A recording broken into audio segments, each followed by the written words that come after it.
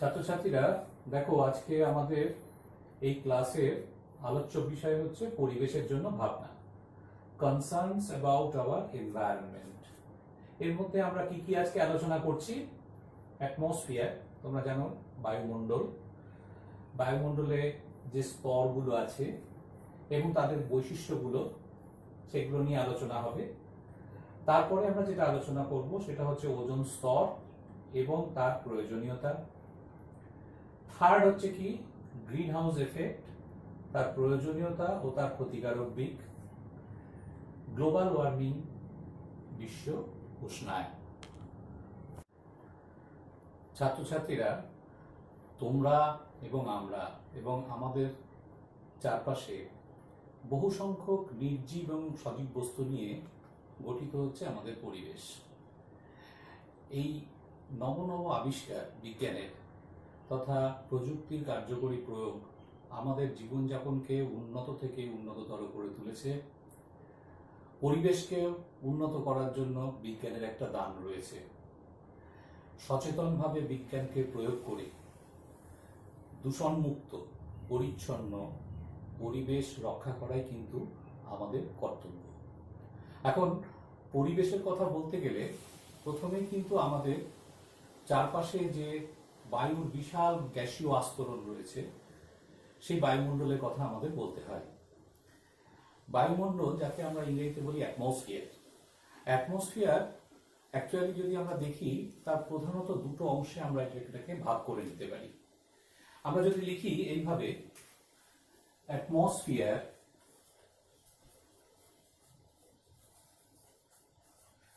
যেটাকে আমরা বাংলায় বলছি বায়ুমণ্ডল, প্রথমত তাকে আমরা দুভাগে ভাগ করছি। একটাকে বলছি হোমোস্ফিয়ার, আর একটাকে বলছি হেটারোস্ফিয়ার। এই হোমোস্ফিয়ার এবং হেটারোস্ফিয়ার প্রত্যেকে কিন্তু আবার তিনটে অংশে আমরা এটাকে ভাগ করছি। প্রথমটা হচ্ছে আমাদের ট্রোপোস্ফিয়ার, তারপরে হচ্ছে স্ট্র্যাটোস্ফিয়ার,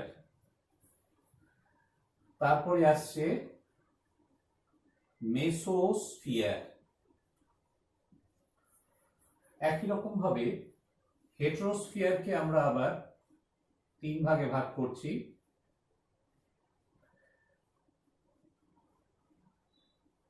থার্মোস্ফিয়ার, এক্সোস্ফিয়ার, আর হচ্ছে ম্যাগনেটোস্ফিয়ার।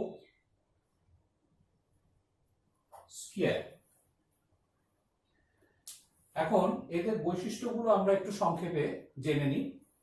ট্রোপোস্ফিয়ার, অ্যাকচুয়ালি বায়ুমণ্ডল বলতে আমরা যেটা বুঝি, এটা কিন্তু বহুদূর পর্যন্ত বিস্তৃত, কিন্তু বায়ুমণ্ডল কোথায় শেষ হয়েছে আমরা কিন্তু বলতে পারবো না। আমরা ধরে নিই মোটামুটি ভাবে 500 কিলোমিটার বা তার থেকে সামান্য বেশি পর্যন্ত আমরা বায়ুমণ্ডলের যে অস্তিত্ব আমরা বিভিন্ন বৈজ্ঞানিক দৃষ্টিভঙ্গি থেকে বা বৈজ্ঞানিক পরীক্ষা থেকে আমরা সেটাকে কিন্তু উপলব্ধি করতে পেরেছি। এখন এই স্তরগুলোর বৈশিষ্ট্য সম্পর্কে আমাদের কিন্তু আগে একটু জানা দরকার। ট্রোপোস্ফিয়ারের রেঞ্জটা কতটা? ট্রোপোস্ফিয়ার হচ্ছে ভূপৃষ্ঠ থেকে আমরা যদি ধরি 0 to 10 কিলোমিটার রেঞ্জ হচ্ছে ট্রোপোস্ফিয়ার। 10 to 45 কিলোমিটার রেঞ্জ হচ্ছে স্ট্র্যাটোস্ফিয়ার। 45 to 90 কিলোমিটার রেঞ্জ হচ্ছে আমাদের মেসোস্ফিয়ার। থার্মোস্ফিয়ার হচ্ছে 90 কিলোমিটার টু 500 কিলোমিটার। এটা হচ্ছে গ্রেটার দেন 500 কিলোমিটার, আর এটা হচ্ছে very very greater than 500 kilometre. এখন এই বায়ুমণ্ডলের ভূপৃষ্ঠ থেকে যতই আমরা উপর দিকে উঠতে থাকি, চাপ কিন্তু কমতে থাকে। প্রত্যেকটা স্তরে কিন্তু আস্তে আস্তে চাপটা কমতে কমতে কমতে কমতে যেখানে গিয়ে চাপটা মোটামুটি ভাবে একেবারেই শূন্য হয়ে যাচ্ছে, সেটাকে আমরা বলি মহাশূন্য। তো এখন ব্যাপারটা হচ্ছে টেম্পারেচারটা কিরকম ভাবে ভ্যারি করছে। যদি আমরা ট্রোপোস্ফিয়ারের কথা বলি, যে মণ্ডলের মধ্যে আমরা রয়েছি, আমরা বসবাস করছি, সেই মণ্ডলের অ্যাকচুয়ালি টেম্পারেচারটা কিরকম, যত আমরা ভূপৃষ্ঠ থেকে উপর থেকে উঠতে থাকি, বায়ু কিন্তু তত হালকা হতে থাকে, তার চাপ কমতে থাকে এবং সঙ্গে সঙ্গে কিন্তু তার তাপমাত্রাও কমতে থাকে। তাহলে তাপমাত্রাটা কিরকম হয়, উষ্ণতার ভেরিয়েশনটা কিরকম হয় লেয়ার ওয়াইজ, অর্থাৎ স্ফিয়ার ওয়াইজ উষ্ণতার ভেরিয়েশনটা আমরা একটু দেখি। তাহলে এখানে দেখবো যত উপরের দিকে যাওয়া যাচ্ছে ভূপৃষ্ঠ থেকে, তাপমাত্রা কমতে কমতে কমতে কমতে -55°C আমরা পৌঁছে যাচ্ছি। তারপরে যে যে প্রান্তিক অঞ্চলটা, সেটাকে আমরা বলি ট্রোপোপজ। ট্রোপোপজ থেকে আবার টেম্পারেচারটা চেঞ্জ হচ্ছে, -55°C থেকে এটা বাড়তে বাড়তে সেটা দাঁড়াচ্ছে 0°C। আবার এটাকে আমরা যে এন্ড পয়েন্টে চলে যাচ্ছি, ডিস্টিংগুইশিং জায়গাটা, অর্থাৎ দুটো লেয়ারের মধ্যে যেখানে একটা ডিস্টিংগুইশিং জায়গা, সেই জায়গাটাকে আমরা বলছি স্ট্র্যাটোপজ। স্ট্র্যাটোপজ থেকে আবার কিন্তু টেম্পারেচারটা আস্তে আস্তে কমতে থাকে, 0°C থেকে কমতে কমতে এটা -92°C এর কাছাকাছি গিয়ে দাঁড়ায়। সেই জন্য মেসোপজটাকে আমরা বলি অ্যাকচুয়ালি অ্যাটমসফিয়ারের শীতলতম অঞ্চল। এরপরে মেসোপজ থেকে যখন আমরা থার্মোস্ফিয়ারের দিকে যাচ্ছি, তখন কিন্তু টেম্পারেচারটা আবার বাড়তে বাড়তে বাড়তে বাড়তে 1200°C পৌঁছে যাচ্ছে। আবার যখন এক্সোস্ফিয়ারে যাচ্ছি, এক্সোস্ফিয়ারে দেখা যাচ্ছে টেম্পারেচারটা বেড়ে >1200°C। ম্যাগনেটোস্ফিয়ারে গিয়ে টেম্পারেচারটা আরো বেড়ে যাচ্ছে। এবার প্রশ্ন হচ্ছে কেন বাড়ছে। অ্যাকচুয়ালি আমরা যদি স্ট্র্যাটোস্ফিয়ার অংশটার দিকে তাকাই, তাহলে আমরা দেখতে পাচ্ছি যে টেম্পারেচারটা -55°C থেকে 0°C বেড়ে বেড়ে গিয়ে 0°C দাঁড়িয়েছে। কিন্তু কেন দাঁড়িয়েছে, প্রশ্নটা হচ্ছে কারণ স্ট্র্যাটোস্ফিয়ারে আমাদের কি থাকে, একটা ওজোন স্তর থাকে।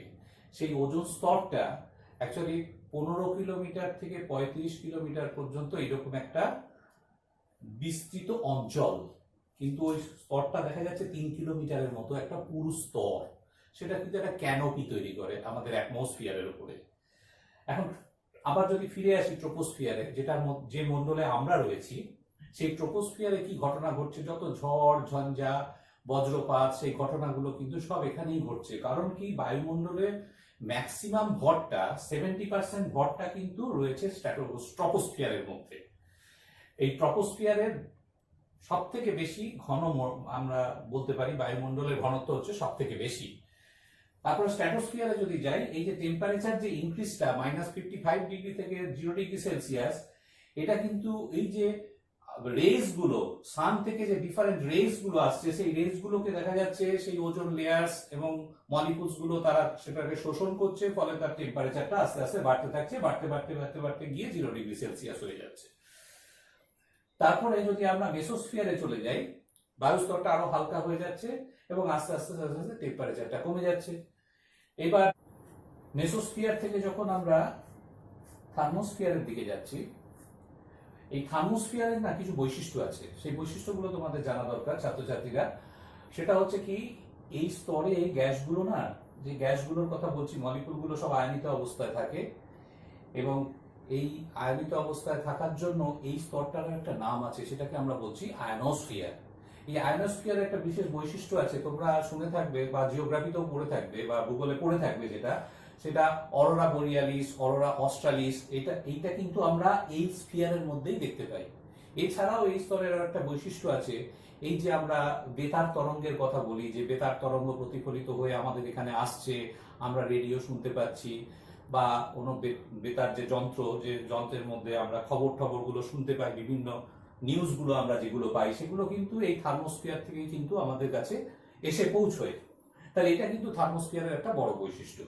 এরপরে যদি আমরা চলে যাই এক্সোস্ফিয়ার, এক্সোস্ফিয়ারের বৈশিষ্ট্য কি, হাইড্রোজেন, হিলিয়াম প্রভৃতি গ্যাসগুলো থাকে, কিন্তু খুব অল্প পরিমাণে থাকে, সেই জন্য এখানকার ডেনসিটি খুবই কম, বায়ুর ডেনসিটি, কিন্তু temperature very high.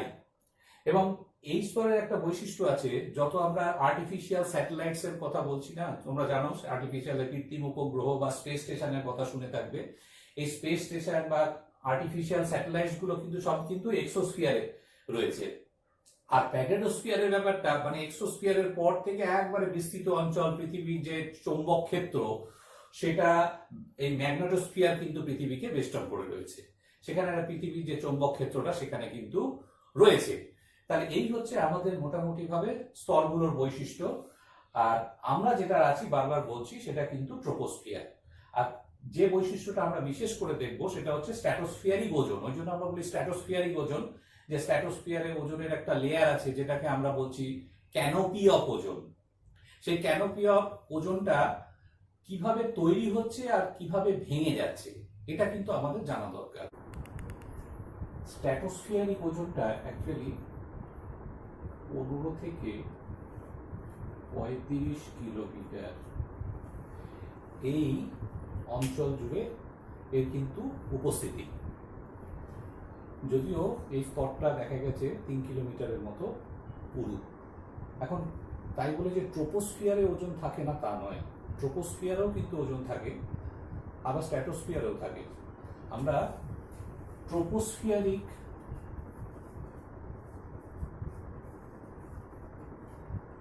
Ozone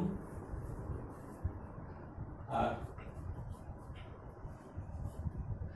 stratospheric ozone এই দুটোর কথা আমরা লিখলাম। এটাকে আমরা বলছি ব্যাড ওজোন, আর এটাকে বলছি আমরা গুড ওজোন। এখন ট্রোপোস্ফিয়ারিক ওজোনটাকে কেন ব্যাড ওজোন আমাদের বলা হলো? অ্যাকচুয়ালি এই ট্রোপোস্ফিয়ারিক ওজোনটা করে কি আমাদের কাফিং, রেসপিরেটরি সিস্টেমে অনেক প্রবলেম তৈরি করে। এটা কিভাবে তৈরি হয়? অ্যাকচুয়ালি আমরা যদি ট্রোপোস্ফিয়ারের দিকে তাকাই, তাহলে আমাদের যে অ্যানথ্রোপোজেনিক অর্থাৎ ফসিল ফুয়েল বার্নিং এর মাধ্যমে যেসব নাইট্রোজেনের অক্সাইডস গুলো তৈরি হয়, বা কার্বনের যে অক্সাইডস গুলো, বিশেষ করে কার্বন মনোক্সাইডস এবং নন মিথেন মানে অ্যাকচুয়ালি অর্গানিক ভোলাটাইল কম্পাউন্ডস, এইগুলো ফটোকেমিক্যাল, যেগুলো ইউভিএ গুলো যখন এসে আমাদের ট্রোপোস্ফিয়ারে ঢোকে, তখন কিন্তু ওই ফটোকেমিক্যাল রিয়াকশন হয়ে সেখানে কিন্তু আমাদের এই ট্রোপোস্ফিয়ারিক ওজোন বা ব্যাড ওজোনটা তৈরি হয়। এখন আমরা চলে আসি আমাদের মূল যে আলোচ্য জায়গাটা, সেটা হচ্ছে স্ট্র্যাটোস্ফিয়ারিক ওজোন, যেটাকে আমরা বলছি গুড ওজোন। এখন এই স্ট্র্যাটোস্ফিয়ারিক ওজোনটা আমাদের কি করছে? অ্যাকচুয়ালি আলট্রাভায়োলেট রে, যেটাকে আমরা বাংলায় বলি অতি বেগুনি রশ্মি, অতি বেগুনি রশ্মি অ্যাকচুয়ালি অতি বেগুনি রশ্মি রেডিয়েশনস, যেটাকে আমরা বলি আলট্রা ভায়োলেট রেডিয়েশনস, আর একটা রেঞ্জ আছে। রেঞ্জটা হচ্ছে কিরকম? ইউভিএ, ইউভিএটা হচ্ছে, এর রেঞ্জটা হচ্ছে 315 to 400 ন্যানোমিটার। ইউভিবি এর রেঞ্জটা হচ্ছে 280 to 315 ন্যানোমিটার। ইউভিসি এটা হচ্ছে 100 to 280 ন্যানোমিটার। এটা কিন্তু অনেকটা like visible solar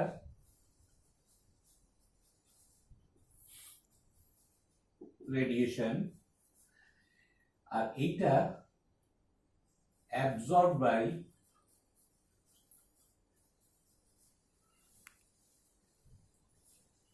O3 only, and this is absorbed by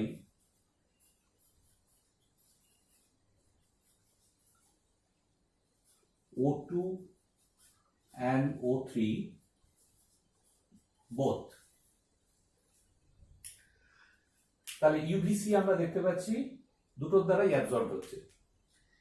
তাহলে এবার ওজোন ফর্মেশনটা কিভাবে হচ্ছে স্ট্র্যাটোস্ফিয়ারে, আমরা যদি একটু ওজোন ফর্মেশনটার দিকে তাকাই, actually oxygen molecule HU UVC decompose করে গিয়ে O plus O, O2 plus O react করে O3 তৈরি হচ্ছে।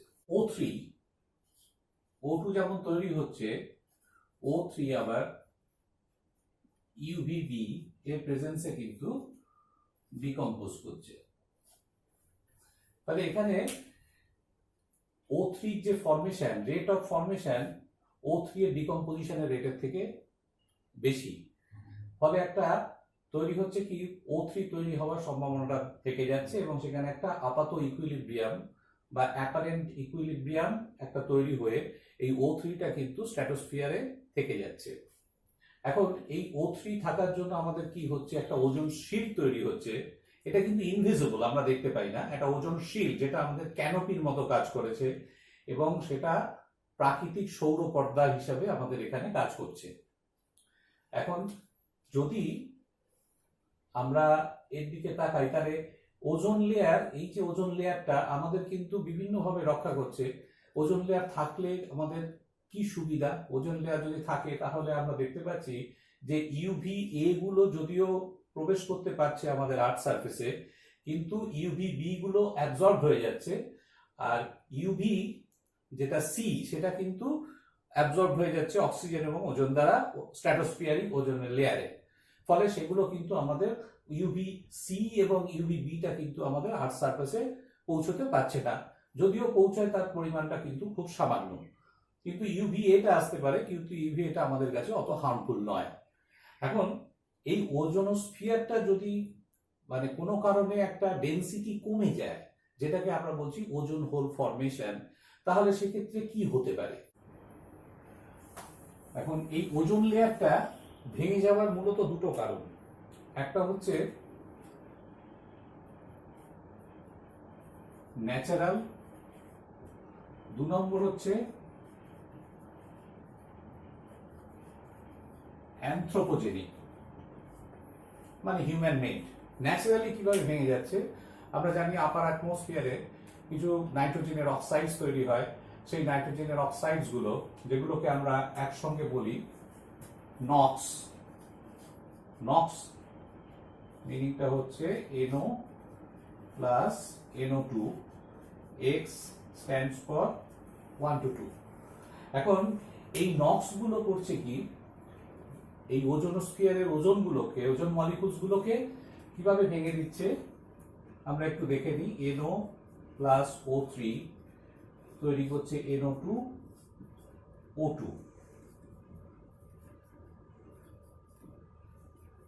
এইভাবে ওজোন মলিকুলস গুলো ভেঙে যাচ্ছে। এবার অ্যানথ্রোপোজেনিক, আমরা ফসিল ফুয়েল বার্ন করছি, ফসিল ফুয়েল বার্নিং এর মাধ্যমেও সেখানে কিন্তু নক্স তৈরি হচ্ছে। আবার এইভাবে যদি দেখি, এই একটা কারণ বলতে পারি। আর একটা কারণ কি হচ্ছে, আর একটা কারণ হচ্ছে আমাদের এই ফসিল ফুয়েল বার্নিং ছাড়াও যেটা আমাদের যেটা ঘটে, যে আমরা যে সুপারসনিক যে প্লেনগুলো, জেট প্লেনগুলো, এয়ারক্রাফটগুলো যখন ওই লেয়ারের মধ্যে দিয়ে যায়, অর্থাৎ 20 কিলোমিটার হাইটের মধ্যে দিয়ে যখন যাচ্ছে, তখন তারা কিন্তু নাইট্রোজেনের অক্সাইডস তৈরি করছে, যে নাইট্রোজেনের অক্সাইডস গুলো ওজোনের সঙ্গে রিঅ্যাক্ট করে দিয়ে কিন্তু ওজোন মলিকুলস গুলোকে ভেঙে দিচ্ছে। তাহলে আমরা দেখতে পেলাম যে দুটো প্রসেসে হতে পারে, একটা ন্যাচারাল প্রসেস আর একটা কিন্তু অ্যানথ্রোপোজেনিক প্রসেস। এবার এর থেকেও যেটা মারাত্মক অ্যানথ্রোপোজেনিক কজ, সেটা যদি আমরা দেখি, সেই অ্যানথ্রোপোজেনিক কজটা কি, আমরা সেটা বলতে পারি যে আমরা এইগুলো রেফ্রিজারেটরে ইউজ করি, CF2CL2 এসিতে ইউজ করি, CCl3F, এগুলোকে আমরা বলি কি বলা হয়, CFCs।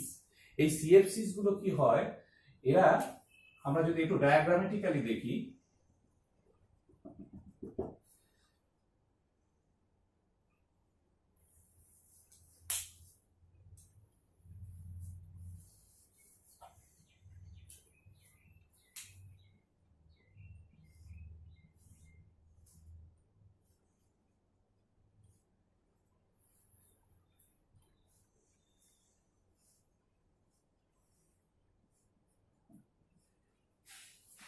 সিএফসিস এগুলো কিন্তু সরাসরি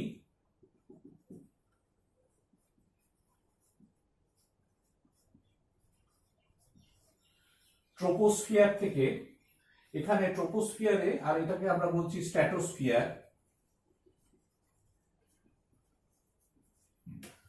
ট্রোপোস্ফিয়ারে তারা কিন্তু স্টেবল, নন ফ্লেমেবল, অদাহ্য, এবং এখানে কিন্তু তারা ইনার্ট এবং নিষ্ক্রিয় নিষ্ক্রিয় অবস্থায় ট্রোপোস্ফিয়ারে থেকে যাচ্ছে গ্যাসিয়াস ফর্মে। এরা আস্তে আস্তে আস্তে আস্তে ডিফিউজ করে তারা স্ট্র্যাটোস্ফিয়ারিক লেভেলে চলে যাচ্ছে। এইখানে এসে এদের ওপর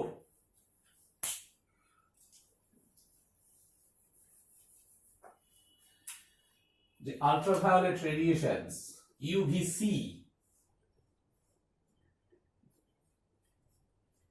ইউভিসি, এগুলো এসে তাদের হিট করছে। এই ইউভিসি গুলো যেই হিট করছে, এখান থেকে কিন্তু তৈরি হচ্ছে সিএল ডট। রিঅ্যাকশনটা যদি আমরা দেখি, CF2Cl2 gaseous H new UVC তৈরি হলো CF2Cl প্লাস Cl ডট। এটাকে বলছি আমরা রিঅ্যাকটিভ ক্লোরিন রেডিক্যাল। এই রিঅ্যাকটিভ ক্লোরিন রেডিক্যাল এটা কিন্তু স্ট্র্যাটোস্ফিয়ার, এটা কিন্তু তার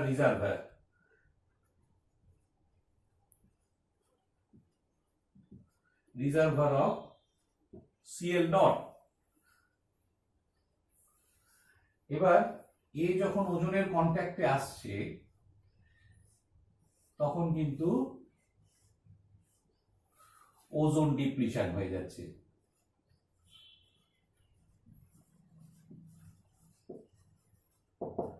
দিস ইজ ওজোন ডিপ্লিশন। এইভাবে আমরা দেখতে পাচ্ছি যে ওজোন ডিপ্লিশন একটু ডায়াগ্রামেটিক্যালি দেখা যাচ্ছে। এই যে রিঅ্যাকটিভ ক্লোরিন রেডিক্যাল গুলো তখন গিয়ে কি করছে, রিঅ্যাকশনটা যদি আমরা একটু দেখি, O3 plus Cl dot, ClO dot, hypochlorite radical, আর তৈরি হচ্ছে অক্সিজেন মলিকুল। এইভাবে কিন্তু দেখা যাচ্ছে ওজোনোস্ফিয়ার লেভেলে যে ওজনগুলো রয়েছে, ওজোন মলিকুলস গুলো ক্রমশ ভেঙে যাচ্ছে। তাহলে এর যে এফেক্ট গুলো কি, এর ক্ষতিকারক দিকটা কি হতে পারে? ক্ষতিকারক দিকটা যেটা হতে পারে, আমরা কিছুক্ষণ আগেই বলেছি যে এখানে চলে আসতে পারে কোন রেস গুলো, যে ওজোন হোল যদি তৈরি হয়ে যায়, অর্থাৎ ওজনের থিকনেসটা যদি কমে যায়, ওজোন হোল যদি তৈরি হয়ে যায়, তাহলে ওই যে রে গুলো পেনিট্রেট করতে থাকবে, ইউভিবি গুলো পেনিট্রেট করবে। ইউভিবি গুলো যদি পেনিট্রেট করে, তাহলে কত রকম ক্ষতিকারক প্রভাব হতে পারে। প্রাণীর ক্ষেত্রে কি হতে পারে? প্রাণীর ক্ষেত্রে যেটা হতে পারে, সানবার্ন হতে পারে, স্কিন মেলানোমা হতে পারে। উদ্ভিদের ক্ষেত্রে কি হতে পারে? উদ্ভিদের ক্ষেত্রে তার সালোক সংশ্লেষ, যেটাকে বলি আমরা ফটোসিনথেসিস, তার পরিমাণটা কমে যেতে পারে, উদ্ভিদের গ্রোথ কমে যেতে পারে। আবার সি প্ল্যাঙ্কটনের দিক থেকে যদি তাকাই, মানে সিতে যদি আমরা চলে যাই, মেরিন ইকোসিস্টেমের দিকে যদি তাকাই, সেখানে যে জু প্ল্যাঙ্কটন, ফাইটোপ্ল্যাঙ্কটন যেগুলো আছে, তাদের খেয়ে যেসব প্রাণীরা বা উদ্ভিদরা বেঁচে থাকে, তাদের ক্ষেত্রে কি হতে পারে? তাদের জীবন সংশয় দেখা দিতে পারে। এক কথায় মেরিন যে ইকোসিস্টেম, সেটা কিন্তু ডিস্টার্ব হতে পারে। আবার নেচারের কি হতে পারে? পোলার যে আইস ক্যাপ, সেগুলো মেল্ট করে যেতে পারে। Water level of the ocean সেটা রাইজ করে যেতে পারে। স্মগ হতে পারে। এইসব বিভিন্ন ঘটনাগুলো আমরা ঘটতে দেখতে পাবো। এবার আমরা একটু চলে আসি আরেকটা এফেক্টের দিকে, পরিবেশের যেটা মাচ মোর কনসার্ন, সেই জায়গাটায় আমরা একটু চলে আসি। ভূপৃষ্ঠের গড় উষ্ণতা হচ্ছে 15 ডিগ্রি সেলসিয়াস। শীত প্রধান দেশে, যেখানে তাপমাত্রা 0 ডিগ্রি সেলসিয়াস বা তার কম, অর্থাৎ জলের হিমাঙ্কের নিচে, জলের হিমাঙ্ক বা তার নিচে, সেক্ষেত্রে হয় কি, বীজের অঙ্কুরোদ্গম বা উদ্ভিদ প্রতিপালন সম্ভবপর হয় না, যেহেতু অ্যাম্বিয়েন্ট টেম্পারেচারটা সেখানে গাছপালা প্রতিপালনের পক্ষে সম্ভবপর নয়। তো এখন এই প্রসঙ্গে বলি যে গ্রিন হাউস ব্যাপারটা তাহলে কি? গ্রিন হাউস হচ্ছে একটা কাঁচের ঘর। তা শীত প্রধান দেশে কি করা হয়? এই কাঁচের ঘরের মধ্যে উদ্ভিদকে প্রতিপালন করা হয়। এখন এই কাঁচের ঘরের মধ্যে প্ল্যান্টিং করা হয়, এইবার দিনের বেলা সান রে, তার মধ্যে আমরা জানি ভিজিবল রেডিয়েশনস যেমন থাকে, তার মধ্যে ইনফ্রারেড রেডিয়েশনসও থাকে। ভিজিবল রেডিয়েশনসের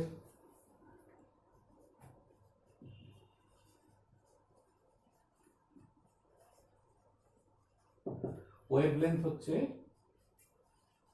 400 থেকে 700 ন্যানোমিটার। ইনফ্রারেড রেডিয়েশন তাদের রেঞ্জ হচ্ছে 700 ন্যানোমিটার থেকে 1 মিলিমিটার। তাহলে সূর্য রশ্মির মধ্যে দু রকমের রশ্মি, তারা কাঁচ ভেদ করে ওই ঘরে প্রবেশ করছে, কাচের ঘরে প্রবেশ করছে। এই কাচের ঘরে প্রবেশ করার পর সেখানে যে সলিড সারফেস বলি, ওয়াটার ভেপার বলি, তার ভিতরে যে অ্যাটমসফিয়ারটা রয়েছে, তারা সবাই কিন্তু এটাকে অ্যাবজর্ব করছে। অ্যাবজর্ব করবার পরে, অর্থাৎ তার মানে তারা লোয়ার ওয়েভলেন্থগুলো অ্যাবজর্ব করছে, অ্যাবজর্ব করার পরে তারা হায়ার ওয়েভলেন্থগুলো রেডিয়েট করে দিচ্ছে, অর্থাৎ ইনফ্রারেড রেডিয়েশনস তারা রেডিয়েট করছে। এই ইনফ্রারেড রেডিয়েশনসগুলো কিন্তু কাঁচের দেওয়াল কিছুটা শোষণ করছে, করে উত্তপ্ত হচ্ছে, আর বাকিটা বারবার প্রতিফলিত হয়ে দেখা যাচ্ছে এই রুমটাকে মানে হিটেড রাখছে। অর্থাৎ এই তাপীয় বিকিরণগুলো এই কাঁচের ঘরটাকে গরম রেখে দিচ্ছে, এবং তার ফলে বীজের অঙ্কুরোদ্গম এবং গাছপালা প্রতিপালনের জন্য যে তাপমাত্রা প্রয়োজন সেই তাপমাত্রা তারা সেখান থেকে পাচ্ছে, ফলে উদ্ভিদ প্রতিপালন সম্ভবপর হচ্ছে। এটাই মূলত হচ্ছে গ্রিন হাউসের কনসেপ্ট। এখন এই কনসেপ্টটা যদি আমরা পৃথিবীর ক্ষেত্রে অ্যাপ্লাই করি, পৃথিবী পৃষ্ঠ এবং সেখানে যে ওয়াটার বডিজ রয়েছে এবং তার উপরে যে গ্যাসীয় আস্তরণ, সেই গ্যাসীয় আস্তরণটাকে আমরা গ্রিন হাউসের সঙ্গে তুলনা করতে পারি। আর্থ সারফেস এবং তার উপরে যে বায়ুমণ্ডল, সেটাও কিন্তু অনেকটা ওই গ্রিন হাউস তার মতো তুলনীয় আর কি। যদিও দুটোর মধ্যে পার্থক্য রয়েছে, ওটা হচ্ছে একটা কনফাইন জোন, সেখানে একটা কাচের ঘরের মধ্যে ঘটছে, আর এটা কিন্তু ওপেন ব্যাপার। তাহলে এখানে কি ঘটনাটা ঘটছে, তাহলে সেটা জানার আগে আমাদের কিন্তু গ্রিন হাউস গ্যাসগুলো সম্পর্কে একটু ধারণা থাকা দরকার। গ্রিন হাউস গ্যাসগুলো হচ্ছে মূলত CO2, methane, CFCs, O3, N2O, H2O, vapour. H2O vapour আগেও ছিল, এখনো আছে, যদিও এর আর্থের মধ্যে যখন রেজগুলো এসে পড়ে, ভিজিবল হোক ইনফ্রারেড হোক সব মিলিয়ে যখন এসে পড়ছে, তার 70% কিন্তু অ্যাবজর্ব হয়, 30% কিন্তু মহাশূন্যে বিলীন হয়ে যায়। এই 70% যেগুলো অ্যাবজর্ব হচ্ছে তার মধ্যে ম্যাক্সিমামটাই কিন্তু ওয়াটার ভেপার অ্যাবজর্ব করে, তারপরে অন্যান্য গ্যাসগুলো। এখন কার্বন ডাইঅক্সাইড আমাদের বায়ুমণ্ডলে ছিল এবং সেটা আছে, কিন্তু এই যে অ্যানথ্রোপোজেনিক অর্থাৎ ফসিল ফুয়েল বার্নিং এর ফলে আমরা দেখতে পাচ্ছি কার্বন ডাইঅক্সাইড যেমন বাড়ছে, রেফ্রিজারেটর, এসি, তার জন্য সিএফসির পরিমাণ বাড়ছে। ওজোন, আমরা বলতে পারি যে ওজোন কিছুক্ষণ আগে আমরা ডিসকাস করেছি যে সেখানে নাইট্রোজেনের অক্সাইডস অ্যানথ্রোপোজেনিক, তারপরে কার্বন মনোক্সাইড এবং নন মিথেন ভলাটাইল অর্গানিক কম্পাউন্ডস, তারা ইউভিএ এর প্রেজেন্সে ওজোন তৈরি করছে। নাইট্রোজেনের যে অক্সাইড, সেগুলোর নাইট্রেট লবণ ডিকম্পোজিশনের ফলে চলে আসছে। মিথেনের ক্ষেত্রে যদি দেখি, paddy fields, wetlands, agricultural field, বা আমরা বলতে পারি ভলক্যানিক ইরাপশনসের ফলেও মিথেন প্রচুর পরিমাণে এসে আমাদের আর্থের যে অ্যাটমসফিয়ার, সেই অ্যাটমসফিয়ারে এসে জমা হচ্ছে। ফলে এই যে গ্যাসগুলোর বৃদ্ধির জন্যই কিন্তু মূলত আমাদের উষ্ণতা বৃদ্ধিটা আমরা লক্ষ্য করছি। এখন গ্রিন হাউস, তার তো একটা প্রাসঙ্গিকতা আছে, তার সুবিধাও আছে। সুবিধা বলতে আমরা কি, আমরা কিছুক্ষণ আগে বলেছি যে ভূপৃষ্ঠের গড় উষ্ণতা হচ্ছে 15 ডিগ্রি সেলসিয়াস, যেটা উদ্ভিদ বা প্রাণীর প্রাণ ধারণের পক্ষে অনুকূল। এখন গ্রিন হাউস গ্যাসগুলো যদি না থাকলে কি অবস্থাটা হতো, তাহলে পৃথিবী পৃষ্ঠের উষ্ণতা বা ভূপৃষ্ঠের উষ্ণতা হয়ে যেত -23 ডিগ্রি সেলসিয়াস, এখন এই গ্যাসগুলো থাকার জন্য, এই ইনফ্রারেডগুলো ট্র্যাপ হওয়ার জন্য, তাহলে সেক্ষেত্রে কি হচ্ছে, 38°C উষ্ণতা বেড়ে গিয়ে ভূপৃষ্ঠের গড় উষ্ণতাটা 15°C থাকছে, এবং সেটা উদ্ভিদ এবং প্রাণীর প্রাণ ধারণের জন্য অনুকূল হয়েছে। কিন্তু গ্রিনহাউস গ্যাসগুলো বেড়ে যাওয়ার জন্য বা ভূপৃষ্ঠের উষ্ণতা বেড়ে যাওয়ার ফলে আমরা যে ক্ষতিকারক প্রভাবগুলো এখন দেখতে পাচ্ছি, যে সেই ক্ষতিকারক প্রভাবগুলো কিন্তু মানে আমাদের কাছে আরো বেশি করে দৃষ্টিগোচর হচ্ছে এই কারণে যে এটা যদি বাড়তে থাকে তাহলে আগামী দিনগুলোতে বা ভবিষ্যতে দেখা যাবে আর্থের সারফেসের টেম্পারেচার এত বেড়ে যাবে যে দেখা যাবে পোলার আইস ক্যাপসগুলো, অর্থাৎ আর্কটিক বা অ্যান্টার্কটিক রিজিয়নে যে আইস ক্যাপসগুলো রয়েছে সেগুলো মেল্ট করে যাবে। মেল্ট করে গেলে ওয়াটার লেভেল অফ ওশান সেটা রাইজ করবে এবং কোস্টাল এরিয়াগুলো প্লাবিত হয়ে যাবে। আবার স্নোফলটা কমে যাবে। তাহলে এই যে ঘটনাগুলো আমরা গ্লোবাল ওয়ার্মিংয়ের এফেক্ট হিসাবে দেখতে পাবো, যেটাকে আমরা বলি বিশ্ব উষ্ণায়ন। এই বিশ্ব উষ্ণায়নের ফলে কি হবে, আমাদের যে বেঁচে থাকাটা, অর্থাৎ পৃথিবী পৃষ্ঠে বা ভূপৃষ্ঠে আমাদের সার্ভাইভ করাটা খুব ডিফিকাল্ট হয়ে যাবে ডে বাই ডে। তাহলে আমাদের কি করতে হবে, কি ব্যবস্থা নিতে হবে? তা ব্যবস্থা নেওয়ার জন্য ছাত্রছাত্রীরা তোমাদের একটু বলে রাখি, 1987 সালে মন্ট্রিল প্রটোকলে কি করা হয়েছিল? দুটো প্রোটোকল তোমাদের জেনে রাখা দরকার, একটা হচ্ছে মন্ট্রিল প্রোটোকল, একটা হচ্ছে কিয়োটো প্রোটোকল। মন্ট্রিল প্রোটোকলে ওই ওজোন লেয়ারের কথা যেটা আমরা বলেছিলাম, ওজোন লেয়ার ডিপ্লিশন বা ওজোন বোল তৈরি হওয়াটা, সেটার ব্যাপারে বিশ্বের দেশগুলোকে তাদের একটা এগ্রিমেন্টে তারা এসেছিল যাতে ওজোন লেয়ার ধ্বংস যা হয় এমন গ্যাসগুলোর উৎপাদন কমিয়ে দিতে বা সেগুলোকে ব্যান করে দিতে।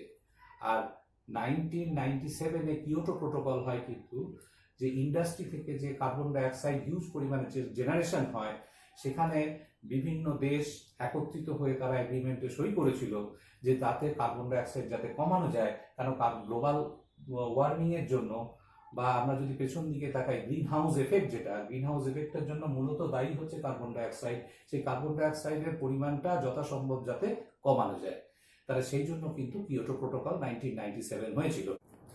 এখন আমরা কার্বন ডাইঅক্সাইড এমিশন কমিয়ে কি করে আমরা বিশ্ব উষ্ণায়নটাকে কমাতে পারি, তো সেটা করতে গেলে আমাদের কি কি করতে হবে, কতগুলো ধাপ আছে। আমরা বৃক্ষরোপণ এবং তার সংরক্ষণ এটা করতে পারি। দুই, আমরা যেটা করতে পারি সেটা হচ্ছে নির্বিচারে অরণ্য ধ্বংস করা বন্ধ। কোনো গাছপালা কাটার আগে তুল্য পরিমাণ গাছপালা রোপণ করতে হবে। তারপরে আমাদের কি করতে হবে, নবীভবনযুক্ত শক্তি উৎস, renewable sources of energy. Renewable sources of energy বলতে আমরা কোনগুলোকে বুঝি? এক, সোলার এনার্জি, টাইডাল এনার্জি, সৌরশক্তি, জোয়ার ভাটার শক্তি, বায়ু শক্তি, ভূতাপ শক্তি, এনার্জি ফ্রম বায়োমাস, জৈব ভট থেকে শক্তি, বায়োগ্যাস থেকে শক্তি, তারপরে ইউজিং বায়োফুয়েল, উদ্ভিজ্জ পদার্থ থেকে যে তরল পাওয়া যায় সেগুলোকে আমরা বলি বায়োফুয়েল, সেখান থেকে আমরা পেতে পারি। বর্জ্য পদার্থ থেকে ইলেকট্রিসিটি জেনারেট করতে পারি। তাহলে এই ধরনের শক্তি উৎসগুলোকে যদি আমরা ব্যবহার করি তাহলে আমরা বিশ্ব উষ্ণায়নটাকে কমাতে পারবো এবং এই শক্তিগুলোকে পুনঃ পুনঃ আমরা ব্যবহারও করতে পারবো।